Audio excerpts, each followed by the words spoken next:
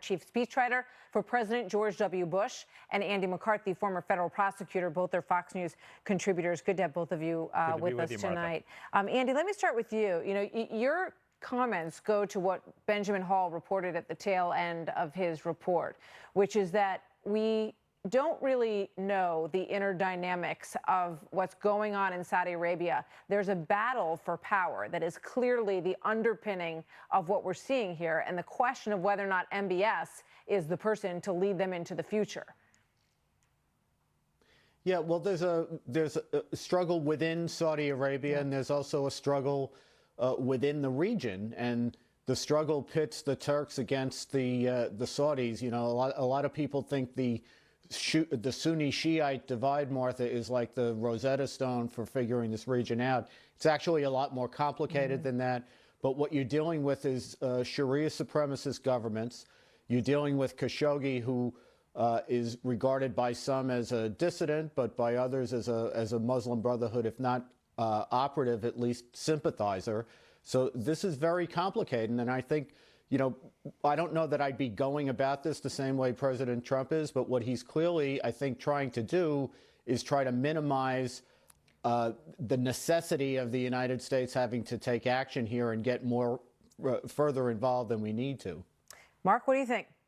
Well, comparing him to Brett Kavanaugh is an insult to Brett Kavanaugh. I mean, there's no video of Brett Kavanaugh walking into the house. I mean, this guy walked into the Saudi consulate and didn't come out. There's no video of him coming out. I think we've got pretty clear evidence that something happened inside that consulate.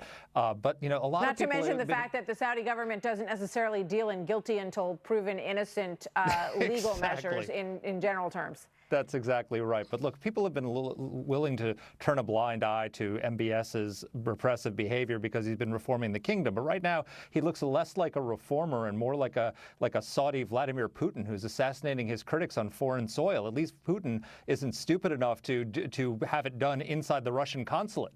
He does it in a public park somewhere with with chemical weapons. This is criminally stupid on the part of the Saudis, if in fact it was from the top. And also, quite frankly, it's a betrayal of Donald Trump. Donald Trump put his neck on the line for MBS. When he came into office, his first trip was to Saudi Arabia. He endorsed MBS. He endorsed his reforms. He made Saudi Arabia a centerpiece of our policy in the region again, turning away from the Obama policy of courting Iran to shoring up our alliances. And this is how he gets repaid. By having the Saudis assassinate, murder an American permanent resident, a Washington Post columnist, my fellow columnist of the Washington Post, and someone who is well known in this town. I mean, that is just an insult. It's not just a crime; it's an insult to Donald Trump. Agreed. And you know, the president is, I think, taking a step back and sort of looking at all of this and trying to figure out what the next move is. I think that's pretty clear. The Senate is pretty upset about it. You saw Lindsey Graham, and here is Mitch McConnell.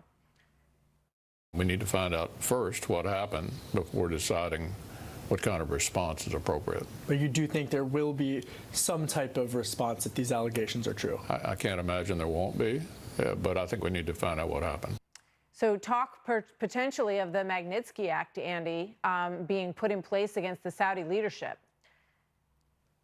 Yeah, I wouldn't hold my breath on that. I think, you know, look, we're dealing with a bunch of Sharia supremacist anti-American regimes. I think it was a mistake for the president to sort of hop in with both feet with the Saudis. You have to be leery of the Turks. You know, actually, I think the smart thing with this region is to have as little to do with it as possible, and to have, you know, we lead. We obviously have our values. We should champion them.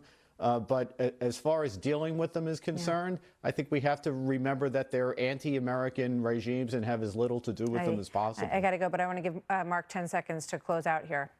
Yeah, just we need some sign that MBS understands that he's made a mistake. My colleague Elliot Abrams said this is a quoted someone saying that it's worse than a crime, it's a mistake. And he's put Saudi Arabia in the company of rogue regimes, and he really needs to show us a sign that he recognizes a mistake and is willing to do what's necessary to bring Saudi Arabia out of what's becoming pariah status. Thanks, guys. Good to see you both. Thank you, gentlemen. Thank you.